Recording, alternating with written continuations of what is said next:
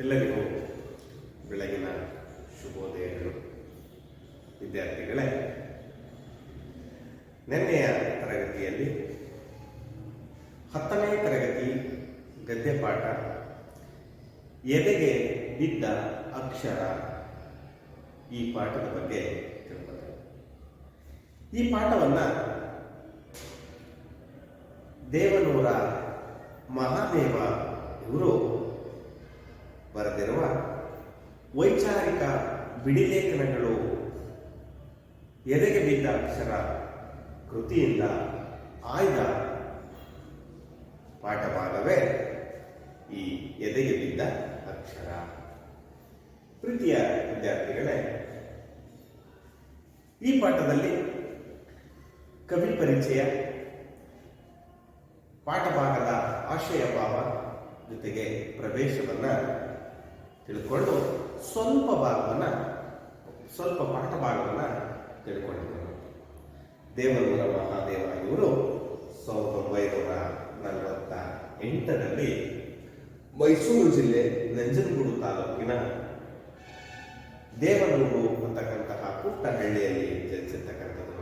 ಇವರು ಯಾವನೂರು, ಒಡಲಾಳ, ಗಾಂಧಿ ಮತ್ತು ಮಾವು, ನಂಬಿಕೆಯ ನೆಂಟ, ನೋಡು ಮತ್ತು ಕೂಡು, ಎದೆಗೆ ಬಿದ್ದ ಅಕ್ಷರ ಮುಂತಾದ ಕೃತಿಗಳನ್ನು ರಚಿಸಿದ್ದಾರೆ. ಇವರಿಗೆ ಕೇಂದ್ರ ಸಾಹಿತ್ಯ ಅಕಾಡೆಮಿ ಪ್ರಶಸ್ತಿ, ಭಾರತೀಯ ಭಾಷಾ ಪರಿಷತ್ತಿನ ಪ್ರಶಸ್ತಿ, ರಾಜ್ಯೋತ್ಸವ ಪ್ರಶಸ್ತಿ ಇವರಿಗೆ ದೊರೆತಿದೆ. ಈ ಪಾಠದಲ್ಲಿ ವಚನಕಾರರ ನಡೆನುಡಿಯ ಸಮನ್ವಯದ ಅರಿವನ್ನು ತಿಳಿಸಿಕೊಟ್ಟಿದ್ದಾರೆ. ಹೊಂದಾಣಿಕೆಯಿಂದ ಸಮಾನತೆ ಮತ್ತು ಸಾಮರಸ್ಯ ಸಾಧ್ಯ ಅಂತಕ್ಕಂತಹ ವಿಚಾರ ಇದೆ. ಅದಕ್ಕಾಗಿ ಅನೇಕ ಜನ ಮಹನೀಯರು ಜಾಗತೀಕರಣವನ್ನು ರೂಪಿಸಬೇಕಾಗಿದೆ ಅಂತಕ್ಕಂತಹ ಮಾತನ್ನು ಹೇಳಿರ್ತಕ್ಕಂಥದ್ದು. ಜೊತೆಗೆ ಕಾರುಣ್ಯ, ಸಮಾನತೆ, ಪ್ರಜೆಗಳೇ ದೇವರು, ಅವು ಜಾಗೃತವಾಗಬೇಕೆಂಬುದು ಈ ಪಾಠದಲ್ಲಿನ ಆಶಯ. ಹೀಗೆ ನಾವು ಹೊಸಗನ್ನಡ ಸಾಹಿತ್ಯವನ್ನು ನೋಡೋದಾದ್ರೆ ಶಿಕ್ಷಣ, ವಿಜ್ಞಾನ ಮತ್ತೆ ನಗರೀಕರಣದ ಪ್ರಭಾವದಿಂದ ವೈಚಾರಿಕ ಚಿಂತನೆ ಏನಾಗಿದೆ ತೀವ್ರ ಆಗಿದೆ. ಸಮಾನತೆಯ ವಿರುದ್ಧ ದನಿ ಎತ್ತುವಂತಹ ಪರಿಸ್ಥಿತಿ ನಿರ್ಮಾಣ ಆಗಿದೆ. ಸಾಮಾಜಿಕ ಸಾಮರಸ್ಯಕ್ಕೆ ನಮಗೆ ಒಂದು ಅಡ್ಡಿ ಅಥವಾ ಮೊದಲನೆಯ ಅಡ್ಡಿ ಅಂದರೆ ಮೌಢ್ಯ. ಈ ಮೌಢ್ಯ ಮರೆಯಾಗುವವರೆಗೆ ಸಾಮರಸ್ಯ ಕೇವಲ ಕನಸಾಗಿ ಉಳಿಯುತ್ತದೆ. ವಚನಕಾರನ ಸಂದೇಶಗಳನ್ನು ನಾವು ನಡೆನುಡಿಯಲ್ಲಿ ಅನ್ವಯಿಸಿಕೊಂಡು ಅರಿವು ಮೂಡಿಸ್ಕೋಬೇಕು ಅಂತಕ್ಕಂಥ ವಿಚಾರವನ್ನು, ದ್ವೇಷ ಅಸೂಹೆಗಳನ್ನು ತೊರೆದು ಸಮಸ್ಯೆಯ ಒಳಿತಿಗಾಗಿ ಸಾಮರಸ್ಯದ ನೆಲೆಯಲ್ಲಿ ಬದುಕನ್ನು ರೂಪಿಸಿಕೊಂಡಲ್ಲಿ ಸಮಾಜದ ಸ್ವಾಸ್ಥ್ಯ ಸ್ಥಿರಗೊಳ್ಳಬಹುದು ಅಂತಕ್ಕಂತಹ ವಿಚಾರವನ್ನು ಈ ಪಾಠದಲ್ಲಿ ನಾವು ನೋಡಬಹುದಾಗಿದೆ. ಇಷ್ಟು ವಿಚಾರ ನೀವು ತಿಳ್ಕೊಳ್ಳೋದ್ರ ಜೊತೆಗೆ ಭೂಮಿಗೆ ಬಿದ್ದ ಬೀಜ, ಎದೆಗೆ ಬಿದ್ದ ಅಕ್ಷರ ಇನ್ನೆಲ್ಲ ನಾಳೆ ಫಲ ಕೊಡು ಹೋಗುವಂತಕ್ಕಂತಹ ವಿಚಾರವನ್ನು, ಅಂಶಗಳನ್ನು ನಾವು ತಿಳ್ಕೊಂಡಿದ್ದೀವಿ. ಅದರ ಜೊತೆಗೆ ದೇವನೂರ ಮಹಾದೇವ ಅವರಿಗೆ ಸಿದ್ಧಲಿಂಗಯ್ಯ ಅವರು ಮನೆ ಮಂಚಮನ ಒಂದು ಕಥೆಯನ್ನ ಹೇಳ್ತಾರೆ. ಆ ಒಂದು ಕಥೆಯಲ್ಲಿ ಆ ಗ್ರಾಮ ದೇವತೆಯ ಒಳಗಿಂದ ನಾನು ನನ್ನ ದೇವರು ಒಳಗೂಡುತ್ತದೆ ಎನ್ನತಕ್ಕಂತಹ ಮಾತನ್ನ ದೇವನೂರು ಮಹಾದೇವರು ಹೇಳ್ತಾರೆ. ಈ ಕಥೆಯಲ್ಲಿ ಹೇಗಿದೆಯಪ್ಪ ಅಂದ್ರೆ, ಒಂದ್ಸಲ ಗ್ರಾಮದ ಜನರೆಲ್ಲ ಸೇರಿ ದೇವತೆಗೆ ಗುಡಿಮನೆ ಕಟ್ತಾ ಇರ್ತಾರೆ. ವಿಚಾರ ಕೇಳಿದ್ರೆ ಮತ್ತೆ ಗುಡಿಮನೆ ಅಂದ್ರೆ ಚಿಕ್ಕ ದೇವಾಲಯವನ್ನು ಅಥವಾ ದೇವಸ್ಥಾನವನ್ನು ಕಟ್ತಾ ಇರ್ತಕ್ಕಂಥ ಸಂದರ್ಭದಲ್ಲಿ ಆ ಗುಡಿ ಅಥವಾ ದೇವಸ್ಥಾನ ಚಾವಡಿಯ ಮಟ್ಟಕ್ಕೆ ಬಂದಂತ ಸಂದರ್ಭ, ಇನ್ನು ಕೇವಲ RCC ಮಾತ್ರ ಕಟ್ಟುವ ಬಾಕಿ ಇರುವಂತಹ ಸಂದರ್ಭದಲ್ಲಿ ಆ ದೇವತೆ ಒಬ್ಬನ ಮೈ ಮೇಲೆ ಬರ್ತಾಳೆ. ಬಂದು ಮಂಚಮ್ಮ ನಿಲ್ಸಿ ನನ್ನ ಮಕ್ಕಳ, ಅಂದ್ರೆ ಈ ಕೆಲಸವನ್ನ ಮಾಡ್ತಿರೋದನ್ನ ಅಥವಾ ಗುಡಿಮನೆ ಕಟ್ತಾರನ್ನ ನಿಲ್ಸಿ ನನ್ನ ಮಕ್ಕಳ ಅಂತ ಕೇಳಿ ಅಬ್ಬರ ಮಾಡ್ತಾಳೆ, ಆರ್ಭಟ ಮಾಡ್ತಾಳೆ. ಆಗ ಜನ ಮತ್ತು ಆ ದೇವತೆಯ ನಡುವೆ ಮಾತುಕತೆ ನಡೀತಾ ಹೋಗ್ತದೆ. ಆಗ ದೇವರು ಪ್ರಶ್ನೆ ಮಾಡುತ್ತೆ, ಏನ್ರಯ್ಯ ಏನ್ ಮಾಡ್ತಾ ಇದ್ದೀರಾ? ನಿನಗೊಂದು ಗುಡಿಮನೆ ಕಟ್ತಾ ಇದ್ದೀನಿ ತಾಯಿ ಅಂತ ಅಲ್ಲಿಯ ಜನ ಹೇಳಿದಾಗ, ಓಹೋ, ನನಗೆ ಗುಡಿಮನೆ ಕಟ್ತಾ ಇದ್ದೀರೋ, ಹಾಗಾದ್ರೆ ನಿಮ್ಗೆಲ್ಲ ಮನೆ ಉಂಟ ನನ್ನ ಮಕ್ಕಳ ಅಂತ ಪ್ರಶ್ನೆ ಮಾಡುತ್ತೆ ದೇವರು. ಆಗ ಅಲ್ಲೆಲ್ಲೋ ಜನಗಳ ಮಧ್ಯದಲ್ಲಿ ಒಬ್ಬ ವ್ಯಕ್ತಿ ಹೇಳ್ತಾನೆ, ನನಗಿಲ್ಲ ತಾಯಿ. ಆಗ ಆ ದೇವಿ, ಹಾಗಾದರೆ ಎಲ್ಲರಿಗೂ ಮನೆ ಆಗುವವರೆಗೂ ನನಗೂ ಮನೆ ಬೇಡ ಅಂತ ಹೇಳ್ತಾಳೆ. ಹಾಗೆ ಈಗೆಂದ ಮಂಚಮ್ಮ ದೇವಿ ಏನಾಗ್ತಾಳೆ, ಮನೆ ಮಂಚಮ್ಮನಾಗ್ತಾಳೆ. ಇದು ನೀವು ಚೆನ್ನಾಗಿ ನೆನಪಲ್ಲಿ ಇಟ್ಕೊಳ್ಳಿ, 2 ಅಂಕದ ಪ್ರಶ್ನೆಗೆ ಬರುವಂತಹ ಒಂದು ಉತ್ತರ ಮಾತ್ರ. ಹೀಗೆ ಇವತ್ತಿಗೂ ಕೂಡ ಆ ಚಾವಣಿ ಇಲ್ಲದ ಗುಡಿಯಲ್ಲಿ ತಾಯಿ ಮನೆ ಮಂಚಮ್ಮ ಪೂಜಿತಳಾಗ್ತಾ ಇದ್ದಾಳೆ. ಈ ರೀತಿ ಚಾವಣಿ ಇಲ್ಲದ ಗುಡಿಯಲ್ಲಿ ನನ್ನ ದೇವರನ್ನ ಇಟ್ರೆ, ನನ್ನ ದೇವರು ಅಂದ್ರೆ ಬುದ್ಧ ದೇವರನ್ನ ಇಟ್ರೆ ಅದೇ ನನ್ನ ದೇವರಾಗುತ್ತದೆ ಅಂತ ದೇವರು ಮಹಾದೇವರು ತನ್ನ ಅರಿವಿನ ಬಗ್ಗೆ, ತನ್ನ ಸಮಾನತೆಯ ಬಗ್ಗೆ ಅಥವಾ ಕಾರುಣ್ಯ ಸಮತೆಯನ್ನು ಹೊಂದಿರುವ ಬುದ್ಧನ ಬಗ್ಗೆ ಅಥವಾ ಬುದ್ಧನೇ ನನ್ನ ದೇವರು ಎನ್ನುವುದರ ಬಗ್ಗೆ ತಿಳಿಸ್ತಾರೆ. ಆ ಪಾಠದ ಮುಂದಿನ ಭಾಗವನ್ನು ನಾವು ಇವತ್ತು ತಿಳ್ಕೊಳ್ಳೋಣ. ಈ ಮುಂದಿನ ಭಾಗವನ್ನು ಓದ್ತೀನಿ, ಅದನ್ನ ನೀವು ಆಲಿಸಿ ನಂತರ ಅರ್ಥ ಮಾಡ್ಕೊಳ್ಳಿ. ಆ ವಿವರಣೆಯನ್ನು ನಾನು ನಿಮಗೆ ಹೇಳ್ತೀನಿ. ಮೊನ್ನೆ ಒಂದು ಪುಸ್ತಕ ಓದುತ್ತಾ ಇದ್ದೆ, ಶಿವಾನುಭವ ಶಬ್ದಕೋಶ ಪುಸ್ತಕದ ಹೆಸರು. ಹಳಕಟ್ಟಿಯವರು ಬರೆದ ಪುಸ್ತಕ ಅದು. ಅರಿವು ಜ್ಞಾನದ ಬಗ್ಗೆ ಅವರು ಹೇಳಿರೋದು ನೋಡಿ ನನಗೆ ಸುಸ್ತಾಗೋಯ್ತು. ವಚನಕಾರರ ದೃಷ್ಟಿಯಲ್ಲಿ ಅರಿವು ಎಂದರೆ ತನ್ನಷ್ಟಕ್ಕೆ ತಾನು ಇರುವ ಕೇವಲ ತಿಳುವಳಿಕೆ, ಜ್ಞಾನ ಮಾತ್ರ ಅಲ್ಲ, ಅದು ಕ್ರಿಯೆಯ ಅನುಭವದಿಂದ ಒಡಮೂಡುವುದು. ಅದು ಕೇಳಿ ತಿಳಿದಿದ್ದಲ್ಲ, ಕ್ರಿಯೆಯಲ್ಲಿ ಮೂಡಿದ ತಿಳುವಳಿಕೆ, ಅದು ತರ್ಕವಲ್ಲ. ನಡೆಯಿಂದ ನುಡಿ ಹುಟ್ಟಿದರೆ ಅದು ಅರಿವು. ಮಕ್ಕಳೇ, ಈ ಪದವನ್ನು ನೀವು ಚೆನ್ನಾಗಿ ತಿಳ್ಕಬೇಕಾಗ್ತದೆ. ಅರಿವು ಅಂದ ತಕ್ಷಣ ನಾವು ಜ್ಞಾನ ಅಂತ ಅನ್ಕೋತೀವಿ ಅಥವಾ ತಿಳುವಳಿಕೆ. ಆದ್ರೆ ಅರಿವಿಗೆ ನಾನಾರ್ಥಗಳನ್ನು ಕೊಟ್ಟಿದ್ದಾರೆ ಮಕ್ಕಳೇ, ಗಮನಿಸಿ. ಈ ಪುಸ್ತಕ ದೇವನೂರು ಮಹಾದೇವ ಅವರು ಎದೆಗೆ ಬಿದ್ದ ಅಕ್ಷರ ಬರೆಯುವುದಕ್ಕಿಂತ ಅಥವಾ ಬಿಡಿಲೇಖನವನ್ನು ಬರೆಯೋದಕ್ಕಿಂತ 1-2 ದಿನಗಳ ಹಿಂದೆ ಒಂದು ಪುಸ್ತಕವನ್ನು ಓದಿದ್ದಾರೆ ಮಕ್ಕಳೇ. ಆ ಪುಸ್ತಕದ ಹೆಸರೇ ಶಿವಾನುಭವ ಶಬ್ದಕೋಶ.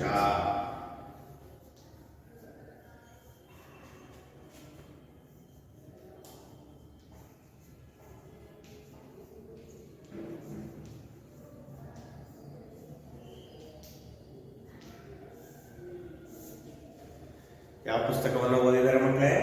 ಶಿವಾನುಭವ ಶಬ್ದಕೋಶ. ಈ ಶಿವಾನುಭವ ಶಬ್ದಕೋಶವನ್ನ ಬರೆದಿರ್ತಕ್ಕಂಥವರು ಹಳಕಟ್ಟಿಯವರು. ಶಿವಾನುಭವ ಶಬ್ದಕೋಶ ಬರೆದಿರ್ತಕ್ಕಂತಹ ಕವಿ ಯಾರು? ಹಳಕಟ್ಟಿ.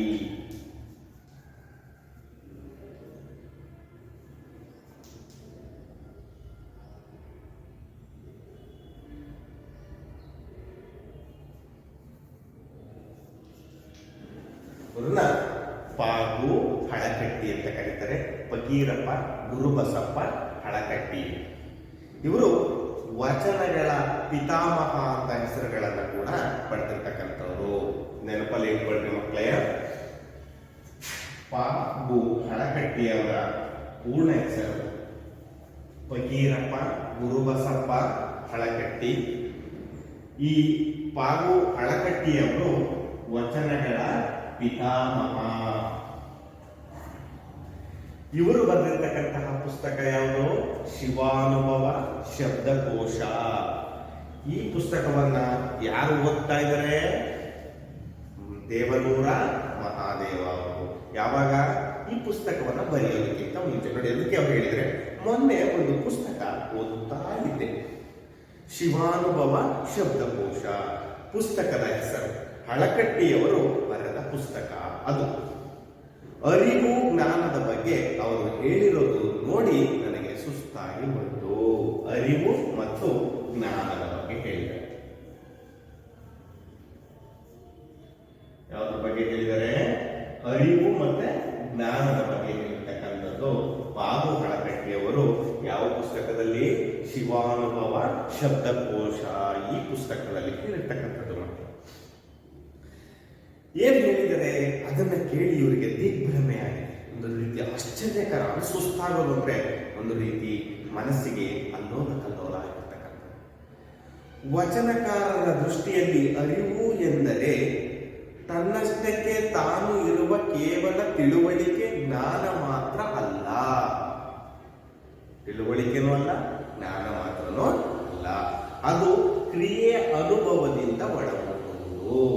ಯಾವುದರಿಂದ ಒಳಮೂಡುತ್ತೆ? ಅರಿವು ಕ್ರಿಯೆಯ ಅನುಭವದಿಂದ ಒಳಮೂಡುವುದು. ಕ್ರಿಯೆ ನಾವು ಮಾಡುವ ಕೆಲಸದಿಂದ ಹುಟ್ಟುವುದು. ಅದು ಕೇಳಿ ತಿಳಿದುದಲ್ಲ, ಅದು ಬೇರೆಯವರಿಂದ ಬರೀ ಕೇಳಿ ಕೇಳಿ ತಿಳಿದಿರ್ತಕ್ಕಂಥದ್ದು ಅಲ್ಲ. ಕ್ರಿಯೆಯಲ್ಲಿ ಮೂಡಿದ ತಿಳುವಳಿಕೆ ಯಾವುದರಿಂದ ಮೂಡುತ್ತದೋ? ಕ್ರಿಯೆಯಿಂದ ಮೂಡಿದ ತಿಳುವಳಿಕೆ. ಅದು ತರ್ಕ ಅಲ್ಲ. ತರ್ಕ ಅಲ್ಲ ಮಕ್ಕಳೇ. ತರ್ಕ ಅಂದ್ರೆ ವಾದ ಅಂತೀವಿ, ಊಹೆ ಅಥವಾ ಚರ್ಚೆ. ಬರೀ ಊಹೆ ಮಾಡ್ಕೊಳ್ಳೋದಲ್ಲ. ನಡೆಯಿಂದ ನುಡಿ ಹುಟ್ಟಿದರೆ ಅದು ಅರಿವು. ಅಲ್ಲಿಗೆ ಗಮನಿಸಿ ಮಕ್ಕಳೇ, ಅರಿವು ಅಂದ್ರೆ ನಡೆಯಿಂದ ನುಡಿ ಹುಟ್ಟಿದರೆ ಅದು ಅರಿವು. ನುಡಿದಂತೆ ನಡೆಯುವುದೇ ಅರಿವು. ಜ್ಞಾನಿ ಆದ್ರೆ ಮುಖ್ಯ ಅಲ್ಲ ಮಕ್ಕಳೇ, ಅರಿವಾಗೋದಿಲ್ಲ, ಅದು ಜ್ಞಾನಿ ಆಗೋದಿಲ್ಲ. ಯಾರು ನಡೆದಂತೆ ನುಡಿತನೋ, ನಡೆದಂತೆ ನುಡಿಯೋದು ಅಥವಾ ನುಡಿದಂತೆ ನಡೆಯುವುದು, ಆ ನುಡಿಯಂತೆ ನಡೆಯಂತೆ ನುಡಿ ಹುಟ್ಟಿದ್ರೆ, ಮಾತು ಹುಟ್ಟಿದ್ರೆ ಅದು ನಿಜವಾದ ಅರಿವು. ನೋಡಿ ಎಷ್ಟು ಚಂದವಾದ ವಿವರಣೆಯನ್ನ ಕೊಟ್ಟು ಕೇಳಿದರೆ ವಚನಕಾರರು. ಯಾರು ವಚನಕಾರರು? ಬಾಗು ಹಳಕಟ್ಟಿಯವರು. ಯಾವ ಪುಸ್ತಕದಲ್ಲಿ ಹೇಳಿದರೆ? ಶಿವಾನುಭವ ಶಬ್ದಕೋಶ. ಎಷ್ಟು ಸುಲಭವಾಗಿ ಹೇಳಿದರೆ ಕೇಳಿ ಮಕ್ಕಳೇ. ಜ್ಞಾನ ಮತ್ತು ಅರಿವಿನ ಬಗ್ಗೆ ತುಂಬಾ ಸುಲಭ. ವಚನಕಾರರ ದೃಷ್ಟಿಯಲ್ಲಿ ಅರಿವು ಎಂದರೆ ತನ್ನಷ್ಟಕ್ಕೆ ತಾನು ಇರುವ ಕೇವಲ ತಿಳುವಳಿಕೆ, ಜ್ಞಾನ ಮಾತ್ರ ಅಲ್ಲ. ಅದು ಕ್ರಿಯೆಯ ಅನುಭವದಿಂದ ಒಳಮೂಡುವುದು. ಯಾವುದರಿಂದ ಒಳಮೂಡುತ್ತೆ? ಕ್ರಿಯೆಯ ಅನುಭವದಿಂದ ಒಳಮೂಡುವುದು. ಅದು ಕೇಳಿ ತಿಳಿದಿದ್ದಲ್ಲ, ಯಾರಿಂದ ಕೇಳಿ ತಿಳ್ಕೊಂಡದ್ದಲ್ಲ, ಕ್ರಿಯೆಯಲ್ಲಿ ಮೂಡಿದ ತಿಳುವಳಿಕೆ. ಅರ್ಥ ಆಗ್ತಾ ಇದೆಯಲ್ಲ ಮಕ್ಕಳೇ? ಅದು ತರ್ಕ ಅಲ್ಲ, ಬರೀ ಊಹೆ ಅಲ್ಲ ಅಥವಾ ಚರ್ಚೆ ಮಾಡೋದಲ್ಲ. ನಡೆಯಿಂದ ನುಡಿ ಹುಟ್ಟಿದರೆ ಅದು ಅರಿವಾಗ್ತದೆ. ಮುಂದಿನ ಈಗ ನನ್ನ ಮನಸ್ಸು ಅರಿವಿಗಾಗಿ ಕಂಡ ಕಡೆ ಇದುವರೆಗೆ ಭಾರತೀಯ ಪರಂಪರೆಯಲ್ಲಿ ಈ ಸುಟ್ಟುಕೊಂಡು ಬರುವ ಅರಿವು ಯಾರ್ಯಾರಿಗಿದೆ, ಎಲ್ಲೆಲ್ಲಿದೆ ಹುಡುಕಾಡತೊಡಗಿದೆ. ನೋಡಿ, ಅಂದ್ರೆ ಈ ಅರಿವು ಇರ್ತಕ್ಕಂತಹ ವ್ಯಕ್ತಿಗಳ ಸಂಖ್ಯೆ ವಚನಕಾರರಿಗಿತ್ತು. ಆದ್ರೆ ಇವತ್ತಿನ ದಿನದಲ್ಲಿ ಇದು ಕಡಿಮೆಯಾಗಿದೆ. ಯಾರತ್ರ ಇದೆ ಅಂತ ಹುಡುಕುವ ಪ್ರಯತ್ನವನ್ನ ಮಾಡ್ತಾ ಇದ್ದೀನಿ ಅಂತ ಅವನೂರ ಮಹಾದೇವ ಅವರು ಹೇಳ್ತಾ ಇದ್ರು. ಈಗ ನನ್ನ ಮನಸ್ಸು ಅರಿವಿಗಾಗಿ ಕಂಡ ಕಡೆ ಇದುವರೆಗೆ ಭಾರತೀಯ ಪರಂಪರೆಯಲ್ಲಿ ಈ ಸುಟ್ಟುಕೊಂಡು ಬರುವ ಅರಿವು ಯಾರ್ಯಾರಿಗಿದೆ, ಎಲ್ಲೆಲ್ಲಿದೆ ಹುಡುಕಾಡತೊಡಗಿದೆ. ಯಾರು ಹುಡುಕಾಡ್ತಾ ಇದ್ದಾರೆ? ದೇವನೂರ ಮಹಾದೇವ. ಅದಕ್ಕೆ ಮುಂದುವರಿಸಿ ಮತ್ತೆ ಈ ವಚನಕಾರರ ಬಗ್ಗೆ ಹೇಳ್ತಾ ಹೋಗ್ತಾರೆ. ಮಕ್ಕಳೇ ಗಮನಿಸಿ ಮುಂದಿನ ಪ್ಯಾರವನ್ನ ನೋಡಿ. ಮತ್ತೆ ಇನ್ನೊಂದು, ವಚನಕಾರರು ನಮ್ಮ ಸುತ್ತಮುತ್ತ ಇರುವ ದೇವರುಗಳನ್ನು ದೇವರು ಅಂದುಕೊಂಡಿರಲಿಲ್ಲ.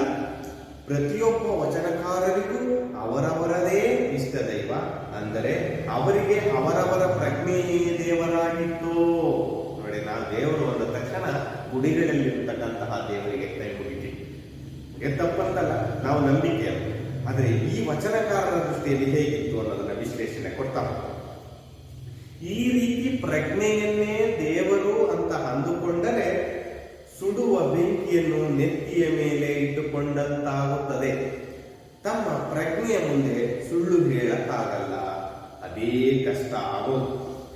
ಇತರೆ ದೇವರಿಗಾದರೆ ಯಾವುದೇ ಉಗ್ರ ದೇವತೆ ಇರಲಿ, ಏನೋ ಸ್ವಲ್ಪ ಹೊಟ್ಟೆ ಒಳಕ್ಕೆ ಹಾಕೊಂತ ಸುಳ್ಳು ಪಳ್ಳು ಹೇಳಿಬಿಡಬಹುದು. ಆದರೆ ಪ್ರಜ್ಞೆಯ ಮುಂದೆ ಇದು ನಡೆಯದು. ಈ ಇಕ್ಕಟ್ಟಿಗೆ ವಚನಕಾರರು ಮುಖಾಮುಖಿಯಾದರು ಎಂದು ಕಾಣಿಸುತ್ತದೆ. ಅವರು ತಮ್ಮ ಕಷ್ಟ ಸುಖನ ದುಃಖ ದುಮ್ಮಾನನ ಏಳು ಬೀಳುಗಳನ್ನ ಅವರು ಉತ್ಕಟ ಇಕ್ಕಟ್ಟುಗಳನ್ನು ಆ ಪ್ರಜ್ಞೆಯ ಮುಂದೆ ಹೇಳಿಕೊಳ್ಳುತ್ತಾ ಒದ್ದಾಡುತ್ತಿದ್ದರೆಂದು ಕಾಣಿಸುತ್ತದೆ.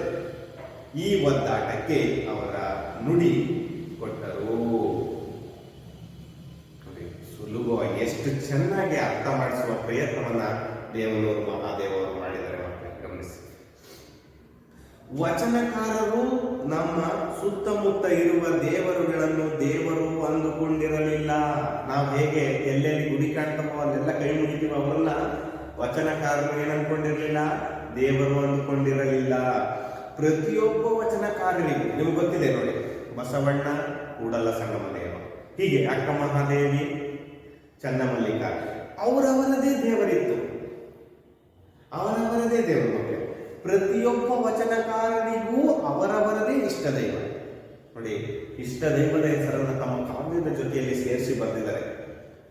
ಅಂಕಿತ ನಾಮ ಎಂಬುದಾಗಿ ನಾನು ಹೇಳ್ತಾ ಇರ್ತೀನಿ ಮಕ್ಕಳೇ ನಿಮ್ಗೆ. ಅವಾಗ ಯಾರು ಅಂಕಿತ ನಾಮ ಅಂದ್ರೆ ಏನಪ್ಪಾ ಅಂದ್ರೆ, ತಮಗೆ ಇಷ್ಟವಾದ ದೇವರ ಹೆಸರನ್ನ ಅಥವಾ ಅವರಿಗೆ ಇಷ್ಟವಾದ ವ್ಯಕ್ತಿಯ ಹೆಸರನ್ನ ಅಥವಾ ಅವರದೇ ಹೆಸರನ್ನ ಕಾವ್ಯದ ಜೊತೆಯಲ್ಲಿ ಸೇರಿಸ್ತಾರೆ.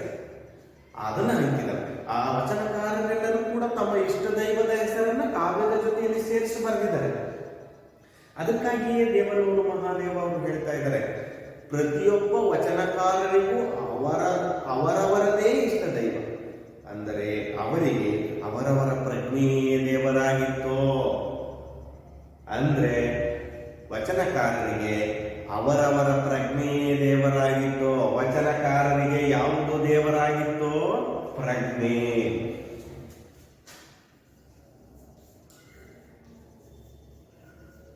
ಅವರವರ ಪ್ರಜ್ಞೆ, ಅವರವ್ರಿಗೆ ಯಾವ್ದು ಇಷ್ಟನೋ ಅವ್ರವ್ರು ಏನ್ ಮಾಡ್ಬೇಕು ಅದನ್ನೇ ಮಾಡ್ತಿದ್ರು. ಇನ್ನೊಬ್ರು ಏನೋ ಮಾಡ್ತಾರೆ, ಅವ್ರೇನೋ ಮಾಡ್ತಾರೆ, ಇವ್ರೇನೋ ಮಾಡ್ತಾರೆ, ಕಾರಣಕ್ಕಾಗಿ ಅವರು ಬದುಕಿರುವಂತಹ ವ್ಯಕ್ತಿಗಳೇ ಅಲ್ಲ. ಈ ರೀತಿ ಪ್ರಜ್ಞೆಯನ್ನೇ ದೇವರು ಅಂತ ಅಂದುಕೊಂಡರೆ ಸುಡುವ ಬೆಂಕಿಯನ್ನು ನೆತ್ತಿಯ ಮೇಲೆ ಇಟ್ಟುಕೊಂಡಂತಾಗುತ್ತದೆ. ನೋಡಿ, ಯಾಕೆ ಆ ವಚನಕಾರರಿಗೆ ಈ ರೀತಿಯ ಒಂದು ಭಾವನೆ ಇತ್ತಪ್ಪ ಅಂದ್ರೆ, ಗಮನಿಸಿ ಮಕ್ಕಳೇ, ಪ್ರಜ್ಞೆಯನ್ನೇ ದೇವರು ಅಂತ ಅಂದುಕೊಂಡ್ರೆ ಅದು ಸುಡುವ ಬೆಂಕಿಯನ್ನ ಎಲ್ಲಿಟ್ಕೊಂಡಂಗೆ? ನೆತ್ತಿಯ ಮೇಲೆ. ಅಂದ್ರೆ ನಾವು ತಪ್ಪು ಮಾಡಿದ್ರೆ ತಕ್ಷಣನೇ ಏನ್ ಮಾಡುತ್ತೆ? ಅದು ಶಿಕ್ಷೆ ಕೊಡುತ್ತೆ. ಸತ್ಯವಾಗಿ ನಡೆದ್ರೆ ಮಾತ್ರ ಅದು ಬೆಂಕಿಯಾಗಿ ರೂಪ ಇರುತ್ತೆ, ಇಲ್ಲ ಅಂದ್ರೆ ಅದು ಉಗ್ರ ರೂಪವನ್ನ ತಾಳುತ್ತೆ. ಯಾಕೆಂದ್ರೆ ಅವರದೇ ಅವರ ಪ್ರಜ್ಞೆಯ ಮೇಲೆ ಸುಳ್ಳು ಹೇಳಲಿಕ್ಕೆ, ಮೋಸ ಮಾಡಲಿಕ್ಕೆ ಸಾಧ್ಯ ಆಗ್ತಿರ್ಲಿಲ್ಲ. ಇದು ಗಮನಿಸಿಕೊಂಡು, ವಚನಕಾರರು ತಮ್ಮ ಸುತ್ತಮುತ್ತ ಇರುವ ದೇವರುಗಳನ್ನು ದೇವರು ಅಂದುಕೊಂಡಿರಲಿಲ್ಲ. ಪ್ರತಿಯೊಬ್ಬ ವಚನಕಾರರಿಗೂ ಅವರವರದೇ ಇಷ್ಟ ದೈವ. ಅಂದರೆ ಅವರಿಗೆ ಅವರವರ ಪ್ರಜ್ಞೆಯೇ ದೇವರಾಗಿತ್ತು. ಈ ರೀತಿ ಪ್ರಜ್ಞೆಯನ್ನೇ ದೇವರು ಅಂತ ಅಂದುಕೊಂಡರೆ ಸುಡುವ ಬೆಂಕಿಯನ್ನು ನೆತ್ತಿಯ ಮೇಲೆ ಇಟ್ಟುಕೊಂಡಂತಾಗುತ್ತದೆ. ಅರ್ಥ ಆಗ್ತಿದ್ದೀರ ಮಕ್ಕಳೇ? ಅಂದ್ರೆ ಯಾಕೆ ವಚನಕಾರರು ಅವರವರದೇ ಇಷ್ಟ ದೈವನ ಅಥವಾ ಪ್ರಜ್ಞೆಯನ್ನ ದೇವರು ಅಂದುಕೊಂಡಿದ್ರು ಅಂದ್ರೆ, ಅವರು ಯಾವುದೇ ಕಾರಣಕ್ಕೂ ತಪ್ಪಿ ನಡೀತಿರ್ಲಿಲ್ಲ, ನುಡಿದಂತೆ ನಡೀತಿದ್ರು. ನಡೆಯಿಂದ ಹುಟ್ಟುವಂತೆ ಅವರು ಬದುಕಿದಂತಹ ಅಥವಾ ಬದುಕಿ ತೋರಿಸಿದಂತಹ ವ್ಯಕ್ತಿಗಳಾಗಿದ್ರು. ತಮ್ಮ ಪ್ರಜ್ಞೆಯ ಮುಂದೆ ಸುಳ್ಳು ಹೇಳಕ್ಕಾಗಲ್ಲ. ನೋಡಿ ಮಕ್ಕಳೇ, ಇದೇ ಮುಖ್ಯ ಕಾರಣ.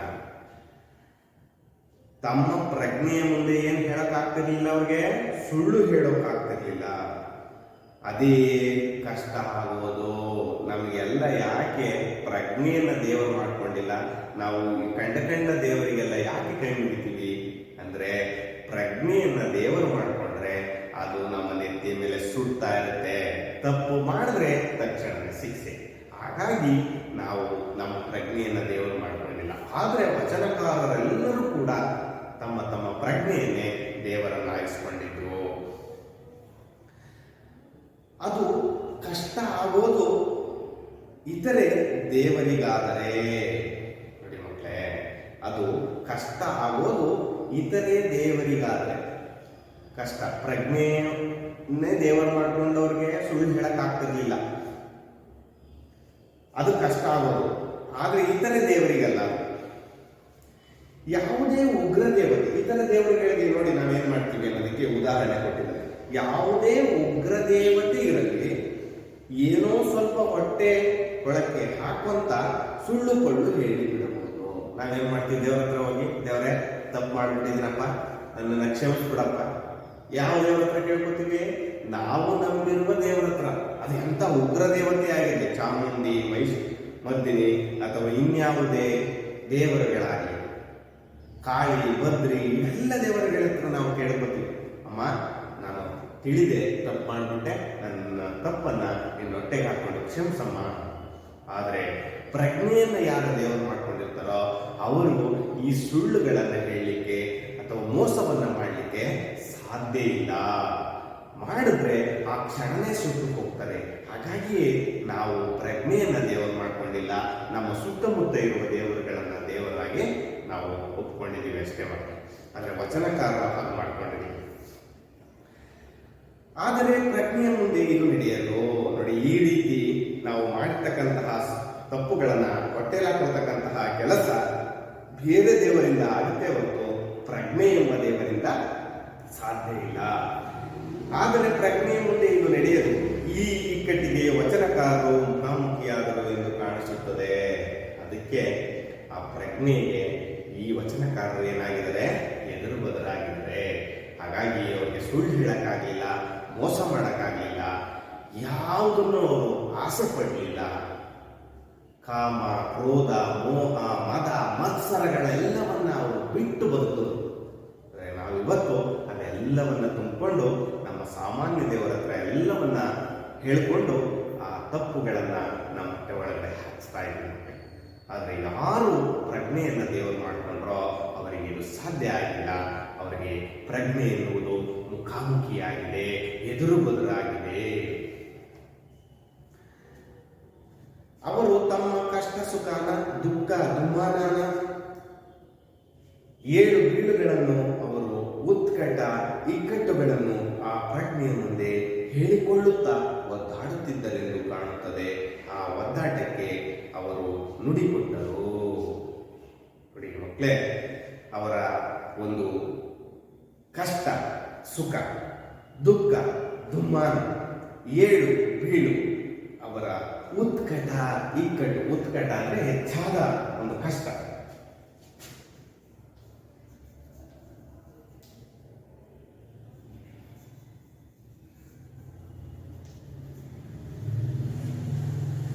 ಇಕ್ಕಟ್ಟಿಗೆ ಸಿಕ್ಕಾಕೊಂಡಿದ್ದಾರೆ, ಯಾವುದನ್ನೂ ಪರಿಹರಿಸ್ಕೊಳ್ಳಿಕ್ಕೆ ಆಗಿಲ್ಲ ಅವ್ರಿಗೆ. ಆ ಪ್ರಜ್ಞೆಯ ಮುಂದೆ ಹೇಳ್ಕೊಳ್ಳೋರು ನೋಡಿ, ಯಾಕೆ ಸುಳ್ಳು ಹೇಳಕ್ಕಾಗ್ತಾ ಇಲ್ಲ ಅವ್ರ ಕೈಲಿ. ಸತ್ಯವನ್ನೇ ಹೇಳ್ತಿದ್ರು, ಮೋಸ ಮಾಡಕ್ಕಾಗ್ತಿರಲಿಲ್ಲ, ಆಸೆ ಪಡ್ತಿರ್ಲಿಲ್ಲ. ಇವೆಲ್ಲವನ್ನ ಪ್ರಜ್ಞೆಯ ಮುಂದೆ ಹೇಳ್ಕೊಳ್ಳೋದು. ಪ್ರಜ್ಞೆ ಹೇಳೋದು, ನೀವು ಸುಳ್ಳು ಹೇಳೋದು ತಪ್ಪು, ಹಿಂಸೆ ಕೊಡ್ತಕ್ಕಂಥ ತಪ್ಪು, ಮೋಸ ಮಾಡ್ತಕ್ಕಂಥ, ಅವ್ರನ್ನ ಆವಾಗನೇ ಎಚ್ಚರಿಸ್ಕೊಳ್ಳೋದು. ಹಾಗಾಗಿ ಅವ್ರು ಯಾವುದ್ರ ಮೇಲೂ ಆಸೆ ಪಡಲಿಲ್ಲ. ಇದನ್ನ ಪ್ರಜ್ಞೆಯ ಮುಂದೆ ಹೇಳ್ಕೊತಾ ಒದ್ದಾಡ್ತಿದ್ರು. ಈ ಒದ್ದಾಟಕ್ಕೆ ಅವರು ನುಡಿಕೊಟ್ಟರು. ಆ ಒದ್ದಾಟಗಳನ್ನೆಲ್ಲವನ್ನ ಕೂಡಿಸಿ ಪದ್ಯಗಳನ್ನ ಬರೆದ್ರು, ನುಡಿಕೊಟ್ರು. ನುಡಿ ಅಂದ್ರೆ ಮಾತು ಕೊಟ್ಟರು, ಪದಗಳನ್ನ ಕೊಟ್ಟರು. ನೋಡಿ ಮಕ್ಕಳೇ, ಮುಂದೆ ಏನಾಯ್ತು ಆ ಪದಗಳು. ಅವರು ಅಂದು ನುಡಿದದ್ದು ಇಂದು ನುಡಿದಂತೆ ಕೇಳಿಸುತ್ತಿದೆ. ಅದು ತನಗೆ ತಾನೇ ಕಾವ್ಯವಾಗಿ ಬಿಟ್ಟಿದೆ. ಈ ಬೆಂಕಿಯಂತ ವಚನ ಸೃಷ್ಟಿಗೆ ಸಾಂತ್ವನದ ಜಾನಪದ ಕಸಿ ಮಾಡಿ ನಾವು ಹುಟ್ಟಬೇಕಾಗಿದೆ, ಹುಟ್ಟು ಪಡೆಯಬೇಕಾಗಿದೆ ಅನ್ನಿಸತೊಡಗಿದೆ. ನೋಡಿ, ಎಷ್ಟು ನೋವಿನಲ್ಲಿ ತನ್ನ ಭಾವನೆಗಳನ್ನು ವ್ಯಕ್ತಪಡಿಸ್ತಾ ಇದ್ದಾರೆ ದೇವನೂರಮ್ಮ. ಅವರು ಅಂದು ನುಡಿದದ್ದು, ಅವರು ಅಂತಹ ನುಡಿಗಳು ಇಂದು ಏನಾಗಿದೆ, ಇಂದು ನುಡಿದಂತೆ ಕೇಳಿಸ್ತಾ ಇದೆ. ಅಂದು ನುಡಿದಿರ್ತಕ್ಕಂಥ ಮಾತು ನೋಡಿದೆವು. ಕಲ್ಲ ನಾಗರ ಕಂಡರೆ ಹಾಲನೆಂಬರೆಯ, ನಿಜದ ನಾಗರ ಕಂಡರೆ ಒಲ್ಲೆಂಬರೆಯ, ಉಂಬದ ಲಿಕ್ಕಕ್ಕೆ ಓನವನೇ ಕೋರು, ಚೆಂಗಮ್ಮ ಬಂದರೆ ನಡೆ ನಡೆ ಎನ್ನುವ. ನೋಡಿ, ಎಷ್ಟು ವಾಸ್ತವ ಬದುಕು. ಹಾವು ಕಂಡ್ರೆ ಕೊಲ್ತೀವಿ. ಆ ಉಣ್ಣದೇ ಇರ್ತಕ್ಕಂತಹ ಅಥವಾ ಕುಡಿದೇ ಇರ್ತಕ್ಕಂತಹ ಒಂದು ಇದಕ್ಕೆ ಕಲ್ಲನ್ನಾಡಕ್ಕೆ ಹಾಲನ್ನು ಎರಿತೀವಿ. ಉಂಬ ಜನ್ಮ ಬಂದರೆ ನಡೆ ಎನ್ನುವುದು, ಉಣ್ಣದ ಲಿಂಗಕ್ಕೆ ಬೋನವನೇ ಅಲ್ವಾ? ಎಷ್ಟು ಸತ್ಯವಾದ ಮಾತು. ಇವತ್ತು ನುಡಿದಂಗೆ ಕೇಳಿಸ್ತಾ ಇದೆ ಮಕ್ಕಳೇ ನಮಗೆ. ಅಂತಹ ನುಡಿಗಳು ಇಂದು ಏನಾಗಿದ್ದಾರೆ, ಕಾವ್ಯವಾಗಿ ಬಿಟ್ಟಿದೆ. ಈ ಬೆಂಕಿಯಂತಹ ವಚನ, ಎಂತಹ ವಚನ ಅಂದ್ರೆ ನೇರವಾದ ನುಡಿಗಳು. ಎಷ್ಟು ಚೆನ್ನಾಗಿ ಅವರ ವಚನಗಳನ್ನ ಬರೆದಿದ್ದಾರೆ ಅಂದ್ರೆ ನಿಜವಾಗಿಯೂ ಬೆಂಕಿಯಂತಹ ವಚನಗಳು. ಅದನ್ನ ಕೇಳ್ತಾ ಇದ್ರೆ ನೇರವಾದ ನುಡಿಗಳ ರೀತಿಯಲ್ಲಿ ಅನುಭವದ ನುಡಿಗಳು ಅದರಲ್ಲಿ ಕಾಣಿಸ್ತಾ ಹೋಗ್ತವೆ. ಅವು ಸೃಷ್ಟಿಗೆ ಸಾಂತ್ವನದ ಜಾನಪದ ಕಸಿ ಮಾಡಿ ನಾವು ಹುಟ್ಟಬೇಕಂದ್ರೆ ಜಾನಪದದ ಕಸಿ ಮಾಡಿ ಅವಕ್ಕೆ ಜಾನಪದ ಒಂದು ಬೆಳಕನ್ನು ಕೊಟ್ಟು ಮಾರ್ಗವನ್ನು ಕೊಟ್ಟು ಬೆಳೆಸಿ ಅದರಲ್ಲಿ ಹುಟ್ಟು ಪಡೆಯಬೇಕಾಗಿದೆ ಅನಿಸತೊಡಗಿದೆ. ಜಾನಪದ ನಮ್ಮ ಹಿರಿಯರು ಅನುಭವದ ನುಡಿಮುತ್ತುಗಳು ಅಂತ ಕರಿತೀವಿ. ಅಂತೆಯೇ ಹುಟ್ಟಿರ್ತಕ್ಕಂಥವು ಕೂಡ ಜಾನಪದ ಹಾಡುಗಳು, ಜೊತೆಗೆ ವಚನ ಸಾಹಿತ್ಯವೂ ಕೂಡ ಅಂತ ದೇವನೂರ ಮಹಾದೇವ ಅವರು ನಮಗೆ ತಿಳಿಸ್ತಾ ಇದ್ದಾರೆ. ಮುಂದಿನ ಪ್ಯಾರಾವನ್ನು ಗಮನಿಸಿ. ಬುದ್ಧನ ಕಾರುಣ್ಯ ನನ್ನ ಮನದೊಳಗೆ ಕೂತ ಬಗೆಯನ್ನು ಒಂದು ಉದಾಹರಣೆಯಿಂದ ಹೇಳಲು ಪ್ರಯತ್ನಿಸುವೆ. ಇತ್ತೀಚೆಗೆ ಶಿವಮೊಗ್ಗದ ಡಾಕ್ಟರ್ ಅಶೋಕ ಪೈ ಮನೋವೈದ್ಯರು ಅವರು ಮೈಸೂರಿಗೆ ಬಂದಿದ್ದರು. ಅವರು ಮನಸ್ಸಿನ ಬಗ್ಗೆ ನಡೆದಿರುವ ಒಂದು ಸಂಶೋಧನಾ ಸತ್ಯವನ್ನು ಹೇಳಿದರು. ಏನೆಂದರೆ, ಕೆಲವು ಜನ ಒಂದು ಕೊಠಡಿಯಲ್ಲಿ ಕುಳಿತು ಟೆಲಿವಿಷನ್ ನೋಡುತ್ತಿದ್ದಾರೆ ಎಂದಿಟ್ಟುಕೊಳ್ಳೋಣ. ಇನ್ನೊಂದಿಷ್ಟು ಜನ ಇದರ ಅರಿವಿಲ್ಲದೆ ಇನ್ನೊಂದು ಪಕ್ಕದ ಕೊಠಡಿಯಲ್ಲಿ ಏನೋ ಮಾತುಕತೆಯಾಡುತ್ತಾ ತಮ್ಮಿಷ್ಟಕ್ಕೆ ತಾವಿರುವರು ಎಂದಿಟ್ಟುಕೊಳ್ಳೋಣ. ಆಗ ಟೆಲಿವಿಷನ್ನಲ್ಲಿ ಯಾವುದಾದರೂ ಕೊಲೆಯ ದೃಶ್ಯ ಬಂದಾಗ ಇಲ್ಲಿ ಅದನ್ನು ನೋಡುತ್ತಿದ್ದವರ ದುಃಖದ ಭಾವನೆಯು ಇದನ್ನು ನೋಡದೇ ಇರುವ ಪಕ್ಕದ ಕೊಠಡಿಯಲ್ಲಿ ಇರುವವರ ಮನಸ್ಸಿಗೂ ಮುಟ್ಟಿ ಅವರ ಮನಸ್ಸು ಸ್ವಲ್ಪ ಮಟ್ಟಿಗೆ ದುಗುಡಗೊಳ್ಳುತ್ತದೆಯಂತೆ. ಅದೇ ಟೆಲಿವಿಷನ್ನಲ್ಲಿ ಯಾವುದಾದರೂ ನೃತ್ಯ ದೃಶ್ಯ ಬಂದಾಗ ಅದನ್ನು ನೋಡುತ್ತಿದ್ದವರ ಖುಷಿಯ ಭಾವನೆಯು ಪಕ್ಕದ ಕೊಠಡಿಯಲ್ಲಿ ಇದನ್ನು ನೋಡದ ತಮ್ಮಷ್ಟಕ್ಕೆ ತಾವೇ ಇದ್ದವರ ಮನಸ್ಸಿನ ಮೇಲೂ ಪರಿಣಾಮ ಮೂಡಿ ಸ್ವಲ್ಪ ಮಟ್ಟಿಗೆ ಸಂತೋಷದ ಭಾವನೆ ಉಂಟಾಗುತ್ತದಂತೆ. ಎಂತಹ ಉದಾಹರಣೆಗಳನ್ನ ನಿಮಗೆ ಕೊಡುವ ಬಯಸಿದ್ದಾರೆ. ಇಲ್ಲಿ ಗಮನಿಸಿ ಮಕ್ಕಳೇ, ನೀವೆಲ್ಲ ಗಮನಿಸಿದ ಹಾಗೆ ಇವರು ಬುದ್ಧ ನನ್ನ ಮನಸ್ಸಿನಲ್ಲಿ ಹೇಗೆ ಬಂದು ಕೂತ್ಕೊಂಡ ಅನ್ನೋದಕ್ಕೆ ಅವರು ಒಂದು ಉದಾಹರಣೆಯ ಸಹಿತವಾಗಿ ನಿಮಗೆ ಹೇಳುವ ಪ್ರಯತ್ನವನ್ನು ಮಾಡಿದ್ದಾರೆ. ಬುದ್ಧನ ಕಾರುಣ್ಯ ನಿಮಗೆ ಹೇಳಿದ್ರೆ ಮಕ್ಕಳೇ, ಕರುಣೆ.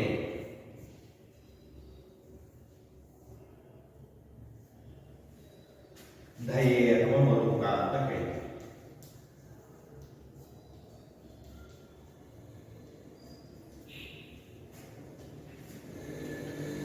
ನನ್ನ ಮನಸ್ಸಿನೊಳಗೆ ಹೇಗೆ ಬಂದು ಕೂತ್ಕೊತು, ಹೇಗೆ ಆಳವಾಗಿ ಅದು ನನ್ನ ಒಳಗೆ ಲೀನವಾಯಿತು ಎಂಬುದನ್ನ ಒಂದು ಉದಾಹರಣೆಯೊಂದಿಗೆ, ಯಾಕೆಂದ್ರೆ ಇವರು ಹಿಂದೂ ಜನಾಂಗದಲ್ಲಿ ಇದ್ರೂ ಕೂಡ ಹೇಗೆ ಬೌದ್ಧನ ಅನುಯಾಯಿ ಆದರೂ ಅನ್ನೋದಕ್ಕೆ ಇದು ಒಂದು ಉದಾಹರಣೆ ಸಹಿತವಾಗಿ ಹೇಳಿರ್ತಕ್ಕಂತಹ ಒಂದು ಉದಾಹರಣೆ.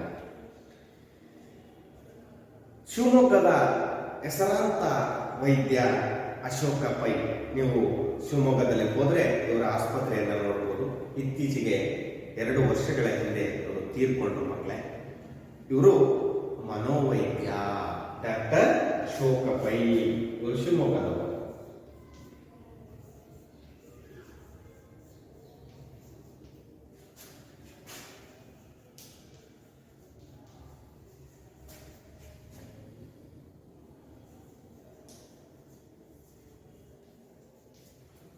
ಅಶೋಕ ಪೈ ಇವರು ಎಲ್ಲಿಯವರು?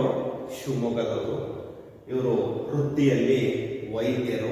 ಅದರಲ್ಲೂ ಯಾವ ವೈದ್ಯರಪ್ಪ ಅಂದ್ರೆ ಮನೋವೈದ್ಯರು, ಮನಸ್ಸಿನ ವಿಚಾರದಲ್ಲಿ ಅಧ್ಯಯನ ಮಾಡಿದಂತಹ ವ್ಯಕ್ತಿ.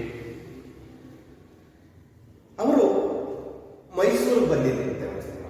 ಶಿವಮೊಗ್ಗದವರು ಎಲ್ಲಿಗೆ ಬಂದಿದ್ರು? ಮೈಸೂರಿಗೆ ಬಂದಿದ್ರು. ಅವಾಗ ದೇವನೂರ ಮಹಾದೇವ ಅವರು ಭೇಟಿಯಾಗಿದ್ದರು.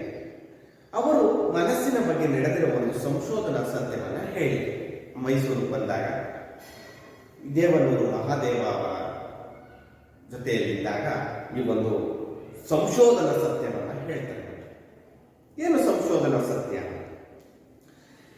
ಕೆಲವು ಜನ ಒಂದು ಕೊಠಡಿಯಲ್ಲಿ ಕುಳಿತು ಟೆಲಿವಿಷನ್ ನೋಡುತ್ತಿದ್ದಾರೆ ಎಂದಿಟ್ಟುಕೊಳ್ಳೋಣ.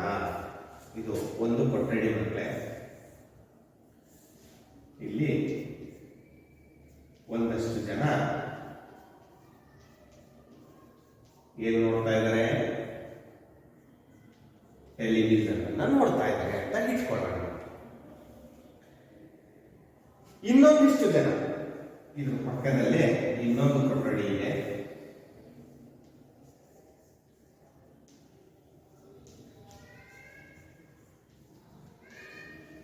ಇಲ್ಲೂ ಕೂಡ ಜನ ಇದ್ದಾರೆ, ಆದ್ರೆ ಇಲ್ಲಿ ಟಿವಿ ಇಲ್ಲ. ಅರ್ಥ ಆಗ್ತಾ ಇದೆಯಾ ಮಕ್ಕಳೇ? ಗಮನಿಸಿ ಮಕ್ಕಳೇ, ಒಂದು ಕೊಠಡಿ, ಈ ಕೊಠಡಿಯಲ್ಲಿ ಒಂದಷ್ಟು ಜನ ಇದ್ದಾರೆ. ಆ ಜನ ಟಿವಿಯನ್ನು ನೋಡ್ತಾ ಇದ್ದಾರೆ. ಇನ್ನೊಂದು ಕೊಠಡಿ ಇದೆ, ಆ ಕೊಠಡಿಯಲ್ಲಿ ಜನ ಇದ್ದಾರೆ, ಆದ್ರೆ ಅವರ ಕೊಠಡಿಯಲ್ಲಿ ಟಿವಿ ಇಲ್ಲ. ತಂಪಾಡಿದ್ದಾವೆ, ಈ ಅರಿವಿಲ್ಲದೆ ಮಾತನಾಡ್ತಾ ಕೂತಿದ್ದಾರೆ. ಇನ್ನೊಂದು ಪಕ್ಕದ ಕೊಠಡಿಯಲ್ಲಿ ಏನೋ ಮಾತುಕತೆ ಆಡುತ್ತಾ ತಮ್ಮಿಷ್ಟಕ್ಕೆ ತಾವಿರುವರು, ತಮ್ಮಿಷ್ಟದಂತೆ ಇದ್ದಾರೆ ಈ ಕಡೆ ಕೊಠಡಿ. ಅಂದ್ರೆ ಈ ಕಡೆ ಕೊಠಡಿಯಲ್ಲಿ ಹಾಗಿಲ್ಲ, ಒಂದಷ್ಟು ಜನ ಟಿವಿಯನ್ನ ನೋಡ್ತಾ ಇದ್ದಾರೆ. ಈ ಟೆಲಿವಿಷನ್ ಅಲ್ಲಿ ಯಾವುದಾದರೂ ಕೊಲೆಯ ದೃಶ್ಯ ಬಂದಾಗ, ಈ ಟೆಲಿವಿಷನ್ ಅಲ್ಲಿ ಏನಾದರೂ ಕೊಲೆಯ ದೃಶ್ಯ ಬಂದಾಗ ಇದು ನೋಡ್ತಾ ಇರ್ತಕ್ಕಂತಹ ಮರದ ವ್ಯಕ್ತಿಗಳ ಮನಸ್ಸಿನಲ್ಲಿ ಏನಾಗುತ್ತೆ? ದುಃಖದ ಭಾವನೆ ಉಂಟಾಗುತ್ತೆ. ಹೌದಲ್ವಾ? ಸರ್ವೇ ಸಾಮಾನ್ಯ ಅಲ್ವಾ ಮಕ್ಕಳೇ? ಈ ಟೆಲಿವಿಷನ್ ನಲ್ಲಿ ಒಂದು ಕೊಲೆಯ ದೃಶ್ಯ ಬಂದಿದೆ, ಅದನ್ನ ನೋಡ್ತಾ ಇರ್ತಕ್ಕಂತಹ ಜನರ ಮನಸ್ಸಿನಲ್ಲಿ ಏನಾಗ್ತಾ ಇದೆ? ದುಃಖ ಬರ್ತಾ ಇದೆ. ಇದನ್ನು ನೋಡದೇ ಇರುವ ಪಕ್ಕದ ಕೊಠಡಿಯಲ್ಲಿ ಇರುವವರ ಮನಸ್ಸಿಗೂ ಮುಟ್ಟಿ ಅವರ ಮನಸ್ಸು ಸ್ವಲ್ಪ ಮಟ್ಟಿಗೆ ದುಗುಡಗೊಳ್ಳುತ್ತದೆ. ಆದ್ರೆ ಇದನ್ನ ನೋಡ್ತಿರ್ತಕ್ಕಂತಹ ವ್ಯಕ್ತಿಗಳ ಮನಸ್ಸಿನಲ್ಲಿ ದುಃಖ ಬಂದ ಹಾಗೆಯೇ ಈ ನೋಡದೇ ಇರುವಂತಹ ವ್ಯಕ್ತಿಗಳ ಮನಸ್ಸಿನಲ್ಲಿಯೂ ಕೂಡ ಏನು ಬರ್ತಾ ಇದೆ? ದುಃಖದ ಸ್ವಲ್ಪ ಮಟ್ಟಿಗೆ, ಅಷ್ಟೊಂದು ಸ್ಪಷ್ಟವಾಗಿಲ್ಲದೆ ಇದ್ರೂ ಕೂಡ ಈ ವ್ಯಕ್ತಿಗಳಲ್ಲಿಯೂ ಕೂಡ ದುಃಖದ ಭಾವನೆ ಉಂಟಾಗಿರುತ್ತದೆ. ಅದು ಮನಸ್ಸಿನ ಒಂದು ವಿಚಾರ ಆಗಿರೋದ್ರಿಂದ ಮತ್ತೆ ಎಲ್ಲೋ ನಡೆದ ಘಟನೆ ನಮಗೆ ಮನಸ್ಸಿಗೆ ಬರುತ್ತೆ. ಹಾಗೆಯೇ ಇದು ಕೂಡ ಇದನ್ನು ನೋಡದೇ ಇರುವ ಪಕ್ಕದ ಕೊಠಡಿಯಲ್ಲಿ ಇರುವವರ ಮನಸ್ಸಿಗೂ ಮುಟ್ಟಿ ಅವರ ಮನಸ್ಸು ಸ್ವಲ್ಪ ಮಟ್ಟಿಗೆ ದುಗುಡಗೊಳ್ಳುತ್ತದೆ.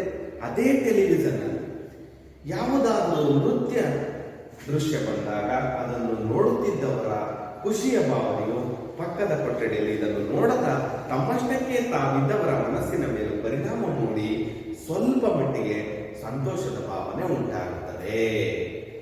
ಈ ಒಂದು ಟಿವಿಯಲ್ಲಿ ಒಂದು ನೃತ್ಯ ಸ್ಪರ್ಧೆ ಬಂದ್ರೆ ಅಥವಾ ನೃತ್ಯ ಬಂದ್ರೆ ಅದನ್ನು ನೋಡ್ತಾ ಇದ್ದಂತವರ ಮನಸ್ಸಿನಲ್ಲಿ ಏನುಂಟಾಗ್ತದೆ?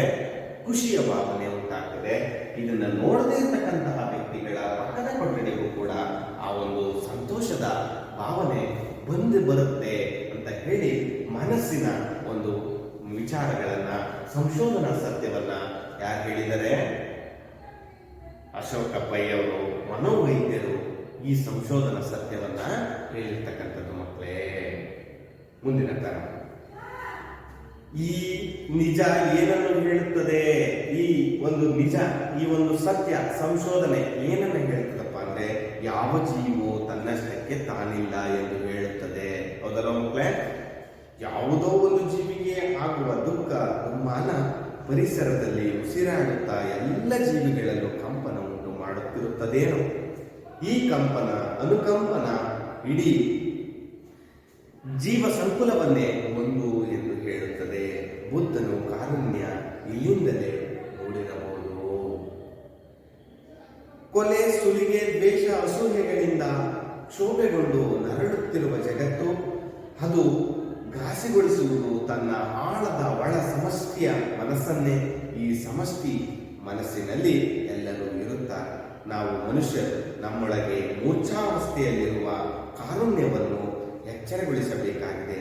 ಈ ಎಳೆ ಹಿಡಿದು ಜಾಗತೀಕರಣವನ್ನು ರೂಪಿಸಬೇಕಾಗಿದೆ. ಆಗ ಮಾತ್ರವೇ ಅದು ಜಾಗತೀಕರಣ.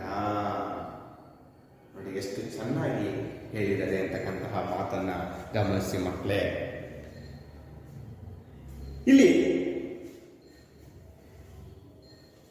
ಈ ಸಂಶೋಧನಾ ಸತ್ಯವನ್ನ ಹೇಳಿದಂತ ಸಂದರ್ಭದಲ್ಲಿ ನಿಜ ನೀವು ಏನು ಹೇಳ್ತಾ ಇರ್ತಕ್ಕಂಥದ್ದು, ಯಾವ ಜೀವಿಯು ತನ್ನಷ್ಟಕ್ಕೆ ತಾನಿಲ್ಲ.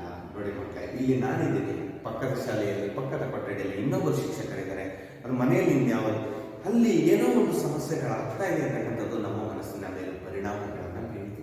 ಅಂದ್ರೆ ಅಷ್ಟರ ಮಟ್ಟಿಗೆ ಏನೋ ಒಂದು ರೀತಿ ಸಂಕಟ, ಒಂದು ರೀತಿ ಹಿಂಸೆ, ಏನೋ ಸಮಾಧಾನ ಇಲ್ಲ ಅಂತಕ್ಕಂಥದ್ದು, ಮನಸ್ಸಿಗೆ ಒಂದು ರೀತಿ ಕಳವಳ ಹೀಗೆ ಆಗ್ತಾ ಇರುತ್ತಲ್ವ. ಪ್ರತಿಯೊಬ್ಬರು ಯಾವುದೇ ಒಂದು ಜೀವಿಗೆ ಆಗುವ ದುಃಖ, ದುಮ್ಮಾನ ಪರಿಸರದಲ್ಲಿ ಉಸಿರಾಡುತ್ತಾ ಎಲ್ಲ ಜೀವಿಗಳನ್ನು ಕಂಪನ ಉಂಟು ಮಾಡುತ್ತದೆ. ಎಲ್ಲ ಜೀವಿಗೂ ಅದು ಮುಟ್ಟುತ್ತೆ. ಈ ಅನುಕಂಪನ ಇಡೀ ಜೀವ ಸಂಕುಲವನ್ನೇ ಒಂದು ಎಂದು ಹೇಳುತ್ತದೆ.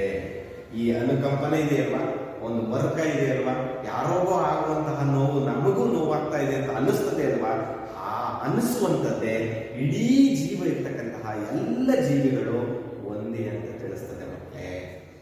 ಹಾಗಾಗಿಯೇ ಬುದ್ಧನ ಕಾರುಣ್ಯ ಇಲ್ಲಿಂದಲೇ ಮೂಡಿರಬಹುದು.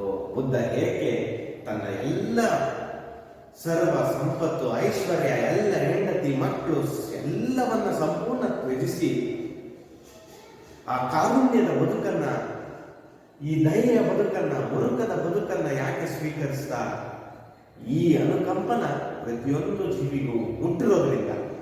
ಹಾಗಾಗಿಯೇ ಬುದ್ಧ ಅಥವಾ ಸಿದ್ಧಾರ್ಥ ತನ್ನ ಎಲ್ಲವನ್ನು ತ್ಯಜಿಸಿ ಹೋಗಿರ್ತಕ್ಕಂಥದ್ದೇನೋ ಅಂತಕ್ಕಂತಹ ಭಾವನೆ ದೇವರು ಮಹಾದೇವ ಅವರ ಕಡೆಯಿಂದ ಅನಿಸಿದೆ.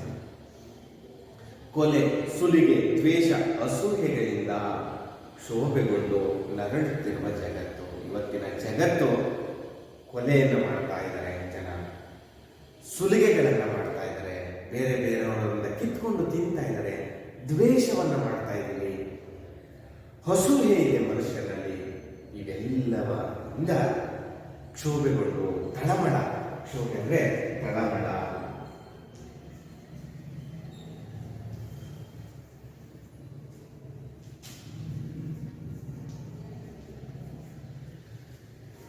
ನರಳುತ್ತಿರುವ ಜಗತ್ತು. ಹಾಗಾಗಿ ಪ್ರತಿಯೊಬ್ಬರೂ ಕೂಡ ಒಂದಲ್ಲ ಒಂದು ಹಿಂಸೆಯಿಂದ ನರಳುತ್ತಾನೇ ಇದ್ದಾರೆ. ಕೊಲೆ, ದ್ವೇಷ, ಸುಲುಗೆ, ಅಸೂಯೆ ಇವುಗಳಿಂದೆಲ್ಲ ಆವರಿಸಿಕೊಂಡಿದೆ ಜಗತ್ತು. ಅದು ಘಾಸಿಗೊಳಿಸುವುದು ಮನಸ್ಸನ್ನ ಒಂದು ಸ್ಥಿಮಿತವಾಗಿ ಅಥವಾ ಒಂದು ಗಟ್ಟಿಯಾಗಿ ಇಟ್ಕೊಳ್ಳಿಕ್ಕೆ ಆಗ್ತಾ ಇಲ್ಲ. ನಮ್ಮ ಮನಸ್ಸು ಏನಾಗ್ತಾ ಇದೆ, ಚಂಚಲತೆಯಿಂದ ಕೂಡಿದೆ. ತನ್ನ ಆಳದ ಒಳ ಸಮಷ್ಟಿಯ ಮನಸ್ಸನ್ನೇ, ಯಾವುದನ್ನ ಒಳಗಿರ್ತಕ್ಕಂತಹ ನಮ್ಮ ಅಂತರಂಗದಲ್ಲಿ ಇರ್ತಕ್ಕಂತಹ ಸಮಾನತೆಯ ಮನಸ್ಸನ್ನೇ ಅದು ಕೆಡಿಸ್ಬಿಟ್ಟಿದೆ. ಈ ಸಮಷ್ಟಿ ಮನಸ್ಸಿನಲ್ಲಿ ಎಲ್ಲರೂ, ಪ್ರತಿಯೊಬ್ಬ ಮನುಷ್ಯನಲ್ಲಿಯೂ ಸಮಷ್ಟಿಯ ಮನಸ್ಸು ಇದೆ. ನಮ್ಮ ಅಂತರಂಗ ಎಲ್ಲರಿಗೂ ಒಂದು ಮನಸ್ಸು ಅಂತಕ್ಕಂಥದ್ದು ಇದ್ದೇ ಇದೆ. ನಾವು ಮನುಷ್ಯರು ನಮ್ಮೊಳಗೆ ಮೂರ್ಛಾವಸ್ಥೆಯಲ್ಲಿರುವ ಕಾರುಣ್ಯವನ್ನು ಎಚ್ಚರಗೊಳಿಸಬೇಕಾಗಿದೆ. ನಮ್ಮ ಮನಸ್ಸಿನಲ್ಲಿ ಇರ್ತಕ್ಕಂತಹ ಒಂದು ಕಾರುಣ್ಯ, ದಯೆ, ಮರುಕ ಅಂತಕ್ಕಂಥದ್ದು ಏನಾಗಿದೆ, ಈ ಎಚ್ಚರ ತಪ್ಪಿ ಬಿದ್ದೋಗಿದೆ. ಮತ್ತೆ ಮೂರ್ಛಾವಸ್ಥೆಯಲ್ಲಿದೆ. ಅಂದ್ರೆ ಗೊತ್ತಿದೆಯಲ್ಲ, ಮನುಷ್ಯ ಇದ್ದಾನೆ ಆದ್ರೆ ಅವನಿಗೆ ಏನು ಗೊತ್ತಾಗ್ತಾ ಇಲ್ಲ. ಅಂತಹ ಮನಸ್ಸು, ಕರುಣೆ ಅಂತಕ್ಕಂಥದ್ದು, ಕಾರುಣ್ಯ ಅಂತಕ್ಕಂಥದ್ದು, ದಯೆ ಅಂತಕ್ಕಂಥದ್ದು ಎಲ್ಲರಲ್ಲೂ ಇದೆ.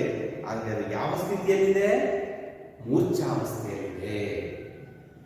ಈ ಎಳೆಯ ಇಳಿದು ಈ ಮೂರ್ಛಾವಸ್ಥೆಯಲ್ಲಿರ್ತಕ್ಕಂತಹ ಕಾರುಣ್ಯದ ಹಿಡ್ಕೊಂಡು ಜಾಗತೀಕರಣವನ್ನು ನಾವು ಇವತ್ತು ರೂಪಿಸಬೇಕಾಗಿದೆ. ಆಗ ಮಾತ್ರವೇ ಅದು ಜಾಗತೀಕರಣ. ಸುಮ್ಮನೆ ಜಾಗತೀಕರಣ ಮಾಡ್ತೀನಿ ಅಂತ ನಾವು ಹೋಗ್ತಕ್ಕಂಥದ್ದು ಅಲ್ಲ ಮಕ್ಕಳೇ. ಜಾಗತೀಕರಣದ ಹೆಸರಿನಲ್ಲಿ ಎಲ್ಲವನ್ನ ಮಾಡ್ತಾ ಇದ್ದೀವಿ, ಜಗತ್ತನ್ನು ಜಾಗೃತಗೊಳಿಸ್ತಾ ಇದ್ದೀವಿ, ಎಲ್ಲವನ್ನು ಬದಲಾಯಿಸ್ತಾ ಇದ್ದೀವಿ ಅಂತ. ಆದರೆ ನಮ್ಮಲ್ಲಿರ್ತಕ್ಕಂತಹ ಕಾರುಣ್ಯವನ್ನು ಅಷ್ಟು ಎಚ್ಚರಗೊಳಿಸಿ ಆನಂತರದಲ್ಲಿ ನಾವು ಏನು ಮಾಡಬೇಕಾಗಿದೆ, ಜಾಗತೀಕರಣವನ್ನು ಮಾಡಬೇಕಾಗಿದೆ ಅಂತಕ್ಕಂಥದ್ದು ದೇವರು ಮಹಾದೇವ ಅವರ ಒಂದು ಬಯಕೆ, ಅನಿಸಿಕೆ ಎಲ್ಲವೂ ಕೂಡ. ಇಷ್ಟರ ಮಟ್ಟಿಗೆ ಈ ಒಂದು ದೇವನೂರ ಮಹಾದೇವ ಅವರು ತಮ್ಮ ವೈಚಾರಿಕ ಬಿಡಿಲೇಖನಗಳಲ್ಲಿ ಎದೆಗೆ ಬಿದ್ದ ಅಕ್ಷರ ಅಂತಕ್ಕಂತಹ ಪಾಠ ಭಾಗದಲ್ಲಿ ತಿಳಿಸುವ ಪ್ರಯತ್ನವನ್ನು ಮಾಡಿದ್ದಾರೆ. ಇಷ್ಟು ವಿಚಾರ ನಿಮಗೆ ಚೆನ್ನಾಗಿ ಅರ್ಥ ಆಯಿತು ಅಂತ ನಾನು ಭಾವಿಸ್ತೇನೆ ಮಕ್ಕಳೇ. ಚೆನ್ನಾಗಿ ಅರ್ಥ ಮಾಡ್ಕೊಳ್ಳಿ, ಸುಲಭವಾಗಿ ನಮ್ಮ ಜಾಗ ನಮ್ಮನ್ನ ಜಾಗೃತಗೊಳಿಸಲಿಕ್ಕೆ ಇಟ್ಟಿರ್ತಕ್ಕಂತಹ ಪಾಠ ಇದು ಮತ್ತೆ. ಹಾಗಾಗಿ ಈ ಪಾಠವನ್ನು ನೀವು ಚೆನ್ನಾಗಿ ಅರ್ಥ ಮಾಡ್ಕೊಳ್ಳಿ. ಇನ್ನೊಂದು ಬಾರಿ ಚೆನ್ನಾಗಿ ಓದಿ ಮತ್ತೆ ಮತ್ತೆ ಅರ್ಥವನ್ನ ಮಾಡ್ಕೊಳ್ಳಿ. ಮತ್ತೆ ಎಷ್ಟು ಮಟ್ಟಿಗೆ ನಿಮಗೆ ಇವತ್ತಿನ ಪಾಠ ಅರ್ಥ ಆಯಿತು ಅನ್ನೋದ್ರ ಬಗ್ಗೆ ನಾನು ಒಂದಷ್ಟು ಪ್ರಶ್ನೆಗಳನ್ನು ಕೇಳ್ತೀನಿ. ಆ ನಂತರ ಇದರ ಬಗ್ಗೆ ನಿಮಗೆ ಒಂದಷ್ಟು ಚಟುವಟಿಕೆಗಳನ್ನು ಕೊಡ್ತೀನಿ. ಅವುಗಳನ್ನು ನೀವು ಮಾಡುವ ಪ್ರಯತ್ನವನ್ನ ಮಾಡಿ ಅಂತ ಹೇಳ್ತೀನಿ. ಇವರು ಒಂದು ಪುಸ್ತಕವನ್ನ ಓದ್ತಾ ಇದ್ರು ಅಂತಕ್ಕಂತಹ ಮಾಹಿತಿ ಬರುತ್ತೆ. ಮತ್ತೆ ಯಾವುದು? ಶಿವಾನುಭವ ಶಬ್ದಕೋಶ. ಈ ಶಿವಾನುಭವ ಶಬ್ದಕೋಶವನ್ನ ಬರೆದಂತಹ ವಚನಕಾರರು ಯಾರು? ಎಸ್ ಹೇಳಿ.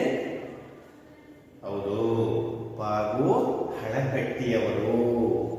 ಫಕೀರಪ್ಪ ಗುರುಬಸಪ್ಪ ಹಳಕಟ್ಟಿ. ಇವರು ವಚನಗಳ ಪಿತಾಮಹ. ಅದೇ ರೀತಿಯಲ್ಲಿ ವಚನಕಾರರಿಗೆ ದೇವರಾಗಿರುವುದು ಏನು? ಹೇಳಿ. ಅವರವರ ಪ್ರಜ್ಞೆಯೇ ದೇವರಾಗಿತ್ತು. ಚೆನ್ನಾಗಿ ಅರ್ಥ ಆಗಿದೆ ಮಕ್ಕಳೇ. ಅರಿವು ಎಂದರೇನು ಹೇಳಿ. ನಡೆಯಿಂದ ನುಡಿ ಹುಟ್ಟಿದರೆ ಅದನ್ನು ನಾವೇನಂತ ಕರಿಬೇಕು? ಅದನ್ನ ಅರಿವು ಅಂತ ಕರಿಬೇಕು ಮಕ್ಕಳೇ. ಮೈಸೂರಿಗೆ ಒಬ್ರು ಮನೋವೈದ್ಯರು ಬಂದಿದ್ರು ಅಂತ ಹೇಳ್ತಾ ಇದ್ದಾರೆ. ಆ ಮನೋವೈದ್ಯರ ಹೆಸರೇನು ಮಕ್ಕಳೇ? ಅಶೋಕ ಪೈ. ಅರ್ಥ ಆಗ್ತಿದೆ ಅಲ್ವಾ? ಎಸ್, ಹಾಗೆ ಇವ್ರ ಬಗ್ಗೆ ನೀವು ಚೆನ್ನಾಗಿ ತಿಳ್ಕೊಳ್ಳಿ ಅಂತ ಹೇಳ್ತಾ ಈ ಪಾಠ ಭಾಗದಲ್ಲಿ ಬರ್ತಕ್ಕಂತಹ ಅಭ್ಯಾಸ ಪ್ರಶ್ನೆಗಳಿಗೆ ಉತ್ತರಗಳನ್ನ ಹುಡುಕಿ ಮಕ್ಕಳೇ. ಆ ಉತ್ತರಗಳನ್ನ ನೋಟ್ ಪುಸ್ತಕದಲ್ಲಿ ಬರೀರಿ. ಮತ್ತೆ ವಚನಕಾರರನ್ನ ಪಟ್ಟಿ ಮಾಡಿ ಅವರ ಅಂಕಿತ ನಾಮಗಳನ್ನ ಪಟ್ಟಿ ಮಾಡಿ ಮಕ್ಕಳೇ. ವಚನಕಾರರು ಒಂದು ಭಾಗದಲ್ಲಿ, ವಚನಕಾರರ ಅಂಕಿತ ನಾಮಗಳು ಇನ್ನೊಂದು ಭಾಗದಲ್ಲಿ. ಸುಮಾರು ಒಂದು 20 ರಿಂದ 25 ವಚನಕಾರರ ಹೆಸರುಗಳನ್ನ ಮತ್ತು ಅವರ ಅಂಕಿತ ನಾಮಗಳನ್ನ ಪಟ್ಟಿ ಮಾಡಿ ಅಂತ ಹೇಳ್ತಾ ಇವತ್ತಿನ ತರಗತಿಯನ್ನು ಮುಗಿಸ್ತಾ ಇದ್ದೀನಿ. ನಮಸ್ಕಾರ.